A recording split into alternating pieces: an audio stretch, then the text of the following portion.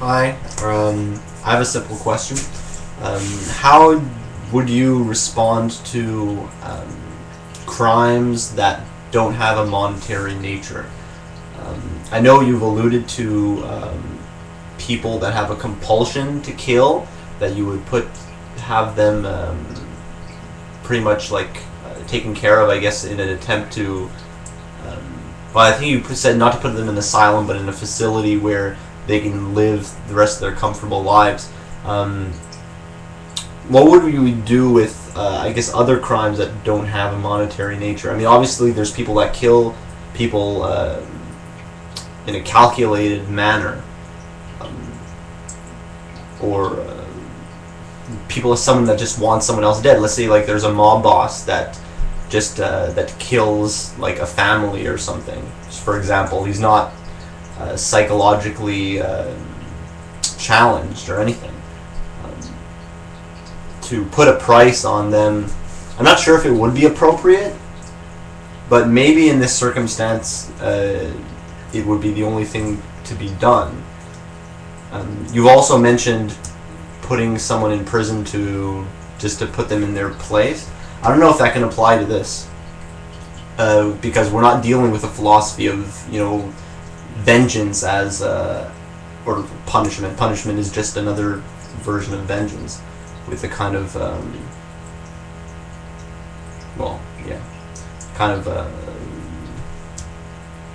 semblance of justification. So yeah, I'd like to know more about that, how you would face that. The biggest problem, I guess, would be prevention. How do you get people to avoid committing these crimes?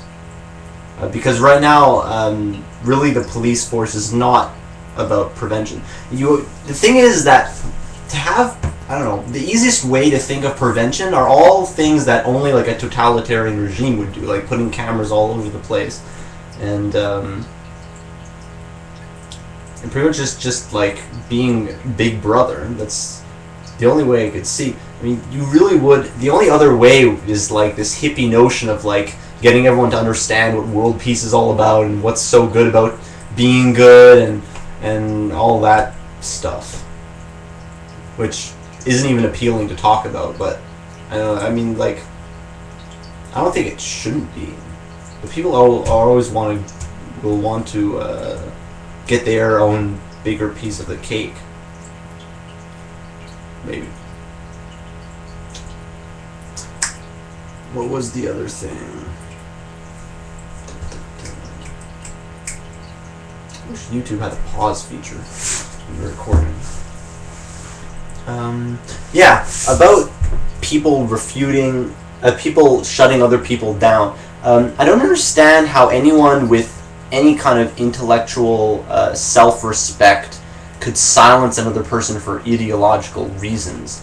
It doesn't make sense to me, because imagine someone thinking that, like how dishonest they are. Pretty much, if you are willing to, the moment you make the decision that I'm going to make this person stop talking because I have a problem with what they're saying and I can't defeat it intellectually, the moment they do that, they're pretty much confessing that they no longer support their own opinions and notions. They're pretty much discarding the validity of their ideas just by silencing someone else. It's like, let's say we're in a debate and I put an argument, maybe it's a really good argument, I have a lot of, I feel very secure in my opinions, then you completely blow me away with a much better argument, and I feel all ashamed, and I take out a gun and shoot you in the head and walk away as if I won the argument. That itself, I mean, because it's extreme, we can so clearly see the fact that I admit intellectual defeat. I admit that I'm wrong and I'm angry, so I'm shooting you. So in these toned down circumstances where someone else gets banned because I'm not willing to confront it, it's really the same thing. When people on these Christian channels block people, all they're doing is basically saying that I'm wrong. I know you have much better reasons to believe, to think what you think than I have to believe what I believe, and I'm angry at being wrong, so you're banned. That's really the only message that's being said. So I don't understand how these people live with their ideas, knowing that daily they admit defeat, and daily that they admit that they're wrong by shutting the mouths of others.